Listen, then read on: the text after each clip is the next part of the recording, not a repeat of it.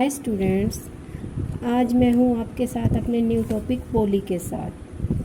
भाषा का क्षेत्रीय रूप बोली कहलाता है।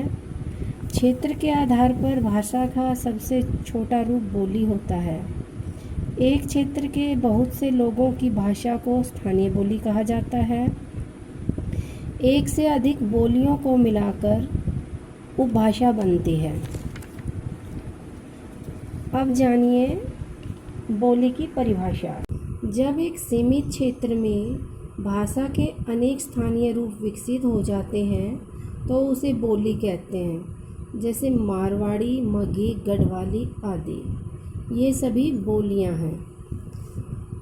हिंदी भाषा की कुछ उपभाषाएं हैं और उपभाषाओं की अलग अलग बोलियां जो इस प्रकार हैं। उपभाषाएं पश्चिमी हिंदी में हरियाणवी, बुंदेली, ब्रज और खड़ी बोली आती है। पहाड़ी हिंदी में कुमाऊनी, गढ़वाली और मडियाली। राजस्थानी हिंदी में जयपुरी, मालवी, मेवाती और हाड़ौती। पूर्वी हिंदी में अवधी, बघेली, छत्तीसगढ़ी। बिहारी हिंदी में भोजपुरी, मैथिली, मगही। अब जानिए भाषा और बोली में अंतर। भाषा और बोली में बहुत ही सूक्ष्म अंतर होता है। यह थ्योरिकल न होकर प्रैक्टिकल होता है। बोली ही भाषा का अंग होती है। भाषा का क्षेत्र विस्तृत होता है और बोली का क्षेत्र सीमित होता है। अब अपना नेक्स्ट टॉपिक है लिपि। भाषा का महत्व ध्वनि पर आधारित है। अपने सामने बैठे व्यक्ति से जब हम बातचीत करते हैं तो मौखिक ध्वनियों की मदद लेते हैं, लेकिन जब दूर बैठे व्यक्ति को हम अपने मनोभावों से परिचित कराना चाहते हैं तो उन्हीं मौखिक ध्वनियों को कुछ निश्चित चिन्हों द्वारा नियमों में बांधकर लेखनीबद्ध कर दिया जाता है, जिसे लिपि कहते हैं। अब जानिए लिपि की परिभाषा। किसी भी भाषा के लिखने की विधि को लिपि कहा जाता है।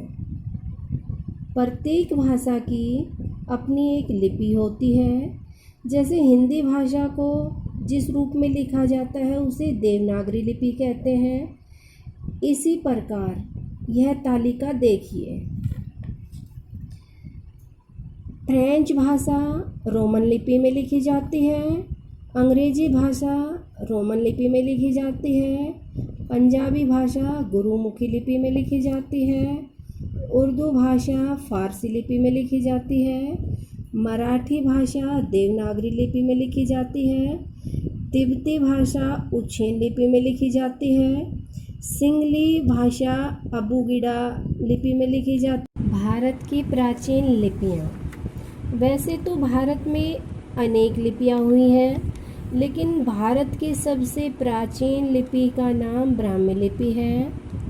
इसी लिपि में अशोक के शिलालेख लिखे गए हैं। उनकी भाषा प्राकृत है, लेकिन लिपि का नाम ब्राह्मी है। कई बार एग्ज़ाम में इस क्वेश्चन में कन्फ्यूजन रह जाता है। पूछी तो भाषा जाती है, लेकिन हम उसकी जगह ब्राह्मी लिपि कर देते हैं। तो इसमें भाषा जो है अशोक शिलालेखों की जो भाषा है वो प्राकृत है और जो लिपि है वो ब्राह्मी है। इस ब्राह्मी लिपि से ही देवनागरी लिपि का विकास हुआ है।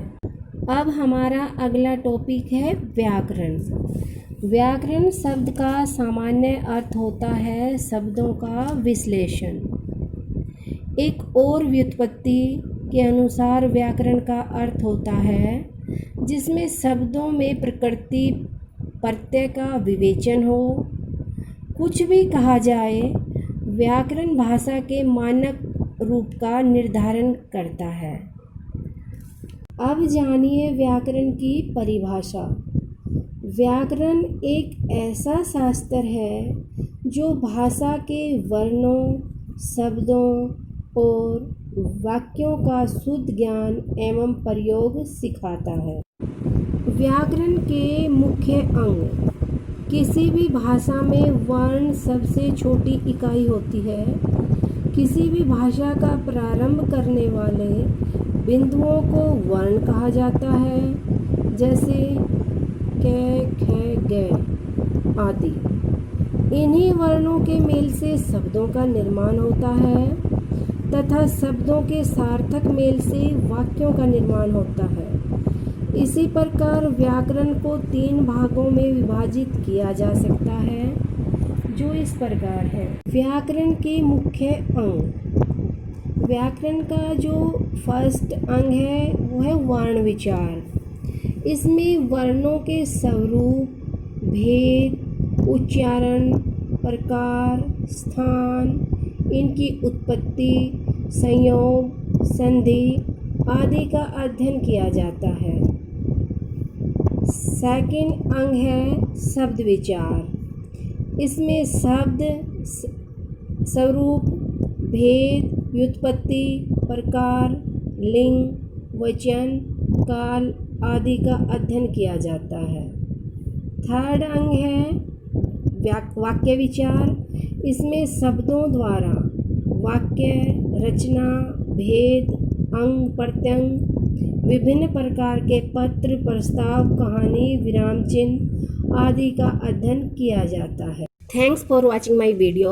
Please like, share and subscribe और कमेंट करना ना भूलें। थैंक